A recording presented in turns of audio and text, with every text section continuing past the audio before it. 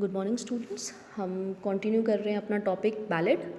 तो इसका जितना जो हिस्टोरिकल बैकग्राउंड है, ओरिजिन है, पर्सपेक्टिव है, वो हम सेकेंड वीडियो में डील कर चुके हैं and this is the final video of ballad. तो आगे का सेक्शन हम इसमें पढ़ते हैं क्या है। हम डिस्कस कर रहे थे types of ballad. Folk ballad हम डिस्कस कर चुके हैं, ठीक है। You refer to the second video for these things. Second ballad आता है ब्रॉड साइड बैलेड। अब ब्रॉड साइड बैलेड क्या है? जो पहला वाला था वो फोक बैलेड बेसिकली, उसमें ओरल ट्रेडिशन है, सिर्फ बोल करके किया गया है, एनोनिमस ओरिजिन है, रिटन कुछ भी नहीं है, ठीक है। सबसे इम्पॉर्टेंट बात ब्रॉड साइड बैलेड की कि ये रिटन फॉर्म में आया कुछ समय पश्चात, कुछ काल पश्चात ये क्या हुआ, रिटन फॉर्म में सबसे पहले लिखा जाता है ब्रॉड साइड बैलेड। ये बेसिकली क्या होता है? Poetry as news, that is they commented on the events of the day, ठीक है। न्यूज़ की तरह से ये कविता लिखी जाती थी कि हाँ ये 2 दिनों में ये हरकतें हुई, ये 2 दिनों में ये चीज़ें हुई। तो इस तरह से कविता न्यूज़ की फॉर्म में लिखी जाती थी, क्या कहलाती थी? Broadside ballad. अब कोई भी पर्टिकुलर पोइट इससे मेजर पोइट एसोसिएटेड नहीं है जिसका कि हम नाम ले सकें। एग्जाम्पल के तौर पे इसमें आता है मर्डर बैलेड्स, ठीक है। These were told from the killers point of view. Murder ballads में क्या है? वही कविता लिखी गई है, गीत है और वही डांसिंग वांसिंग वो सब चीज़ें भी हो रही है। लेकिन मर्डर बैलेड ये सुनाता कौन है, गाता कौन है और लिखा किसके व्यू पॉइंट से जाता है? मर्डरर के व्यू पॉइंट से, जिसने कत्ल किया है उसके व्यू पॉइंट से। अब वो ये चीज़ें एक्सप्लेन करेगा, अपना माइंडसेट क्या था, क्यों कत्ल किया, किस रीज़न से किया, है ना, क्या मन में आया, वो सारी चीज़ें। अब third and most important ballad, literary ballad, ठीक है। लिटरेरी बैलेड जो है ये सबसे इम्पॉर्टेंट बैलेड की फॉर्म है। अब ये most refined form of ballad है। जितनी जो बैलेड की कमियां वगैरह थी वो इसमें दूर हो जाती हैं। एनोनिमस ओरिजिन हो गया, ओरल ट्रेडिशन हो गया, वो सारी चीज़ें यहाँ खत्म हो जाती हैं। यहाँ प्रॉपर सिस्टम से काम होगा कि हाँ ये इसने ऐसे लिखा है, इसका थीम ये है, ये चीज़ें, ये सब पूरा स्ट्रक्चर्ड वे में लिखा जाता है क्या? Literary ballads. Written piece by a poet, एक प्रॉपर कवि होगा जो ये लिखेगा। Poet chooses the themes from folk ballads and imitates their form. अब पोइट जो है, कवि, ये बैलेड्स लिखता है तो ये अपनी थीम कहाँ से चुनते हैं? ये फोक बैलेड से, जो लोक, पहला वाला जो बैलेड था ना लोक साहित्य का, एकदम उस पर बेस्ड है, वहाँ से ये थीम उठाते हैं और उसको यहाँ पे कॉपी करके लिखते हैं। Are meant to be read, क्योंकि ये प्रॉपरली लिखा जा रहा है तो आप इसको पढ़ सकते हैं। मैन्युस्क्रिप्ट है, प्रॉपर राइटिंग मतलब फॉर्मेट में है, तो you can read it. In 18th and 19th century the romantic and Victorian poets wrote them।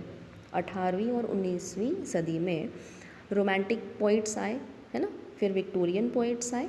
आपको पता है रोमांटिक एज आया, फिर विक्टोरियन एज आया, तो उसमें जो कवि थे उन्होंने क्या किया? इस बैलेड को यूज़ किया। They told their own stories through them, वो अपनी खुद की कहानियाँ जो है वो बैलेड के फॉर्म में सुनाया करते थे। अब आपको ये चीज़ पता होनी चाहिए कि अपनी खुद की कहानी कैसे सुना रहे, क्योंकि रोमांटिसिज्म जो जब आया, रोमांटिसिज्म का एज आता है इंग्लिश लिटरेचर के अंदर, तो उसकी सबसे इम्पॉर्टेंट बात ही ये है कि वो कोई बाउंड्रीज़, कोई शैकल्स बांध के अपने ऊपर नहीं रखते हैं। वो जो कवि हैं वो अपने आप को बस स्वच्छंद विचरण करना चाहते हैं कि मतलब हम जो हमारे मन में आएगा हम अपने बारे में लिखेंगे, हम नेचर के बारे में लिखेंगे, हमको कोई पौधा पसंद आया हम उस पौधे के बारे में लिखेंगे, उस फूल के बारे में लिखेंगे, है ना, कोई जानवर के बारे में लिखेंगे, कोई कॉमिक कैरेक्टर के बारे में लिखेंगे, या हमारी अपनी जो इमोशन है उसके बारे में लिखेंगे। तो इसलिए पहले ऐसा नहीं होता था, तो ये चेंज आया, इसलिए इन लोगों ने बैलेड का प्रयोग करना शुरू किया और ये अपनी कहानी इसके थ्रू कहा करते थे। सबसे इम्पॉर्टेंट आता है यहाँ पे 1798 में William Wordsworth and S T. Coleridge, इन दोनों ने मिलकर के लिरिकल बैलेड्स लिखा, ठीक है। That I forgot to mention है, आप उसको मेंशन कर सकते हैं। लिरिकल बैलेड्स लिखा गया, that is an epoch making movement in the history of English literature. सबसे बड़ा इवेंट था क्योंकि वहीं से रोमांटिसिज्म की शुरुआत होती है, रोमांटिक एज की शुरुआत होती है, और उसके बाद तो जो जितने कवि आए वो इसको बहुत मतलब ब्यूटीफुली यूज़ करने लगे।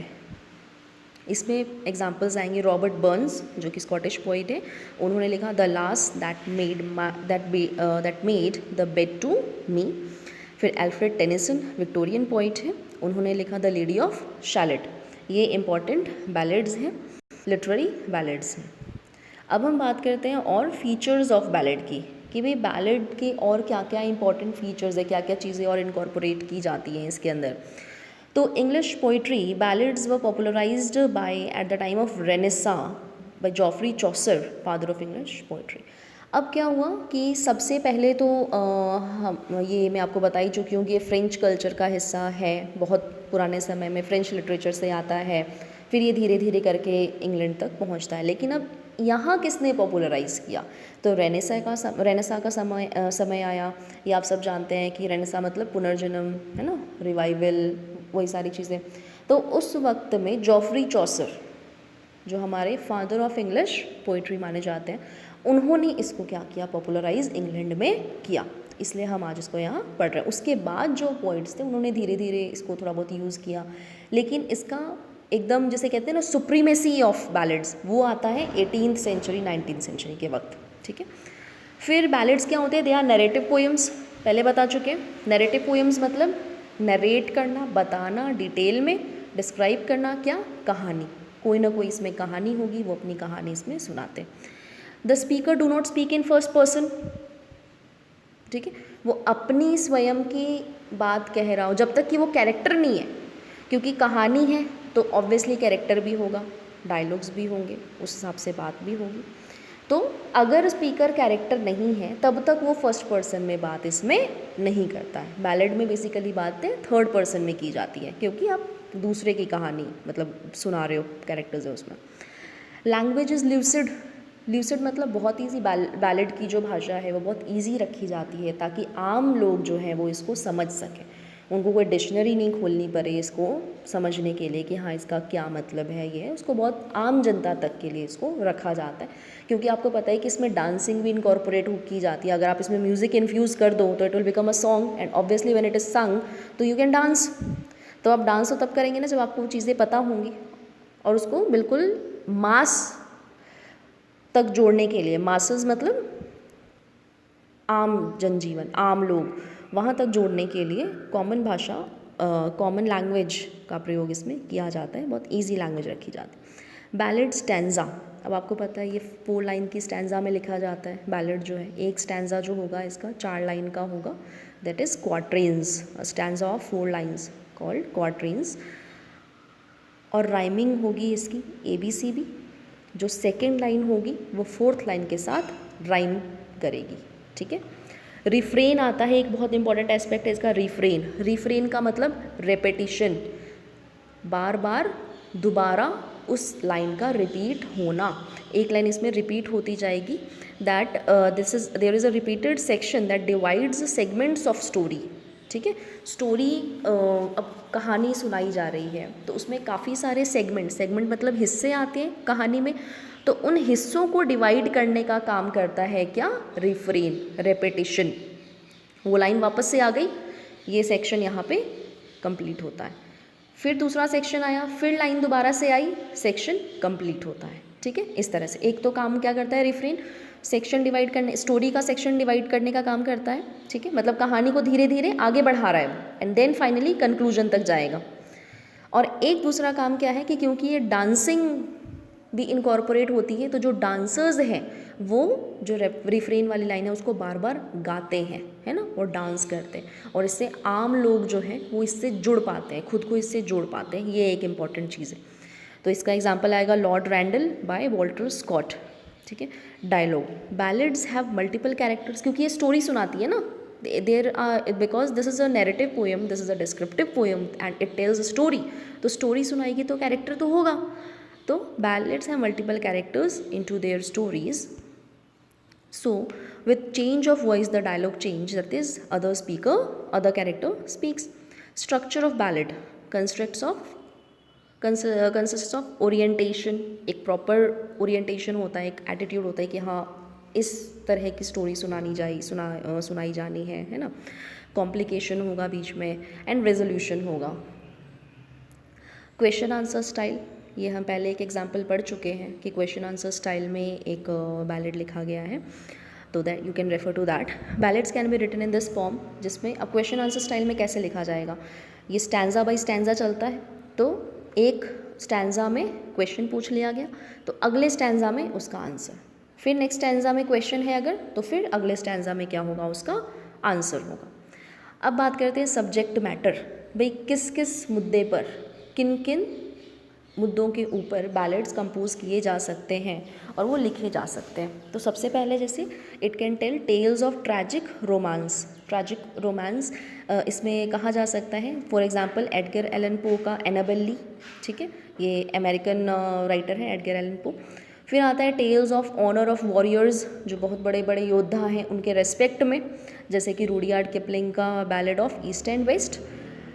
फिर है कि डिस्पेयर ऑफ पॉवर्टी, गरीबी का जो दुख है ना, ये एक सोशल इशू हो गया. कहने का मतलब सोशल इश्यूज़ पे भी बैलेड्स कंपोज किए जा सकते हैं, इस थीम पर भी लिखा जा सकता है. तो इस पर भी लिखा गया है. इसका एग्जाम्पल है W.B. Yeats का बैलेड ऑफ मॉल मैगी. फिर है कॉन्वर्जेशन बातचीत, है ना, उस तरह में भी लिखा जा सकता है. कॉन्वर्जेशन अक्रॉस, अब किस बात पे कॉन्वर्जेशन, कौन से टॉपिक पर conversation, across the divide between life and death. ये लिखा है थॉमस हार्डी का हर इमॉर्टैलिटी. थॉमस हार्डी ने जो हर इमॉर्टैलिटी नाम का बैलेड लिखा वो कॉन्वर्जेशन स्टाइल में है, बातचीत के स्टाइल में है. किस मुद्दे पर बातचीत, कि भाई लाइफ एंड डेथ में क्या डिवीजन है, क्या अंतर है, इसके ऊपर. ये तो इनका मुद्दा तो ये था. इसी तरह से किसी और भी मुद्दे पर कॉन्वर्जेशन हो सकती है ना, from East to West any topic, तो उसके ऊपर कन्वर्स करते हुए, बातचीत करते हुए आप बैलेड लिख सकते हो. फिर इन ऑल द ट्रेडिशंस, सारे ट्रेडिशंस में, French, Scottish, Irish, English, British, जितने जो ट्रेडिशंस हैं, हर जगह बैलेड चल रहा था. जितने ट्रेडिशंस हैं, most ballads are narrative. Maximum ballads क्या रहेंगे, नैरेटिव. आप समझ चुके हैं अब तक what is narrative. Self contained story, उसके अंदर क्या रहेगी, स्वयं की एक स्टोरी. उस बैलेड के अंदर कोई automatically it contains a story. अब वो एक्सप्लिसिटली विजिबल हो भी सकती है और नहीं भी हो सकती, लेकिन it will contain a story. Often concise मतलब शॉर्ट, ऑब्वियसली इन 4 लाइन्स, क्योंकि स्टैंजा में लिखा जाता है तो एक 4 लाइन के एक स्टैंजा में आपको एक बात रखनी है और वो फिक्स्ड राइमिंग पैटर्न के ऊपर आपको अपनी बात रखनी है. तो ये क्या हुआ, कंसाइज हुआ. उस हिसाब से आपको वो लिखना पड़ेगा. वो चीज़ें रिलाई